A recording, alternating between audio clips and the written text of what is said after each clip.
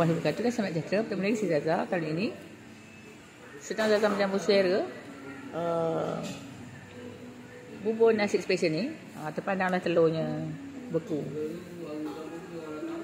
Benda lah kata pepatah yang tidak semuanya sempurna. Termasuklah ni. Kadang-kadang bila cair pun masalah. Bila jadi beku macam ni pun masalah juga kan.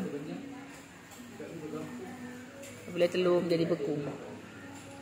Kalau cair kadang-kadang dia meleleh pula. Termasuk kat bubur tu. Tapi bila beku pula, ibarat macam tofu dah. Okey lah. Apa pun. Semoga baik-baik saja. Okey lah. Kita jumpa di video selanjutnya. Jangan lupa terus subscribe, like, share, komen YouTube kami. Okey, tata. Doa selalu.